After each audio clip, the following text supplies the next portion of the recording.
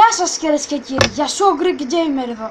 Και σήμερα είμαι εδώ για να σας πω κάποια, μισό λεπτό να ξεδώσει την κάμερα, για να σας πω κάποια πράγματα που μάλλον δεν γνωρίζετε για το League of Legends. Τα βρήκα σε ένα site, είναι πολύ ωραίο και αυτά. Λοιπόν, πρώτον, στην πρώτη έκδοση του παιχνιδιού δεν υπήρχε το recall, το bug που λέμε. Στην πρώτη έκδοση του παιχνιδιού που κυκλοφόρησε το Φεβρουάριο του 2009 δεν υπήρχε το recall όπως το ξέρουμε σήμερα. Στην αλφα έκδοση του παιχνιδιού, για να γυρίσει κάποιος παίκτης στη βάση του, έπρεπε να είχε αγοράσει για να γυρίσει στη βάση του χωρίς να περπατήσει όλο το map, έπρεπε να είχε αγοράσει ένα αντικείμενο που λεγόταν Blue Pill και το ενεργοποιούσαν όπως και τα άλλα αντικείμενα με δυνατότητα ενεργοποίησης. Στη συνέχεια το αντικείμενο αντικαταστάθηκε από ένα Summoner Spell και στη συνέχεια πήρε τη μορφή που έχει και τώρα. Υπήρχαν άλλοι δύο συνδυασμοί, τον Zeal Page και Sin.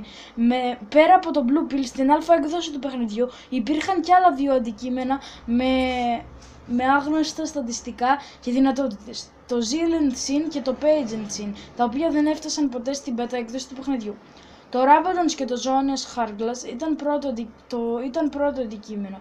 Μέχρι και στις αρχές του 2011, αντί για τα δύο αυτά αντικείμενα, υπήρχε το Zhonya's Ring, το οποίο συνδύαζε τα χαρακτηριστικά και των δύο αντικειμένων, καθώς έδινε και την ενεργοποίηση του Zhonya's Hourglass, αλλά και την passive του Rabadons Death Cap. Riot.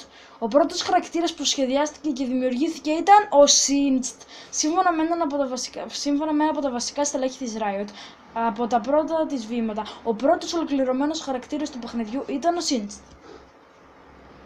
Λοιπόν, 5. Η ζημιά από αντικείμενα δεν έσπαγε το stealth. Έτσι, χαρακτήρες όπως η Evelynn και ο Twitch μπορούσαν να έχουν αντικείμενα όπως το Sunfire Cape και να μην βγαίνουν από το stealth.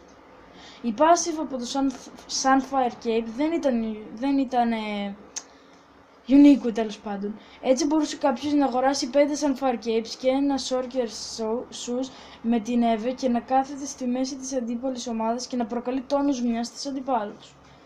Ο Skarner είναι Pokemon κατά κάποιο τρόπο. Αν ο Skarner κάτσει ακίνητο σε χόρτα για 12 δευτερόλεπτα, τότε θα κάνει σαν Pokemon λέγοντας Skarner. Ο Twisted Fate ήταν ένα OP και μισό. Το Teleport δεν ήταν στην ulti του, αλλά στο E του. Στην τρίτη του δηλαδή. Η ulti του εμφανίζει όλους τους εχθρούς, τους έκανε 45% slow και έκανε reset στο cooldown του E του. Η κίτρινη κάρτα ήταν ένα stun και με την μπλε κάρτα έκανε reset το cooldown του spell.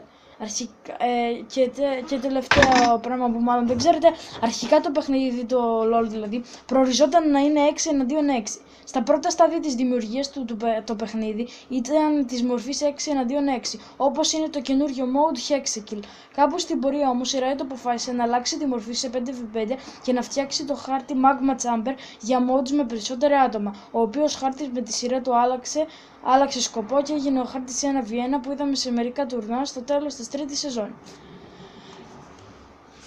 Αυτά και από μένα για το League of Legends. Ελπίζω να σας άρεσε το βίντεο. Αν σας άρεσε μπορείτε να κάνετε ένα like και subscribe στο κανάλι μου και στο κανάλι του φίλου μου του Darius Top Greek Gamer και στο George Melomati. Και αυτά από μένα. Τα λέμε στο επόμενο μου βίντεο. Γεια σας!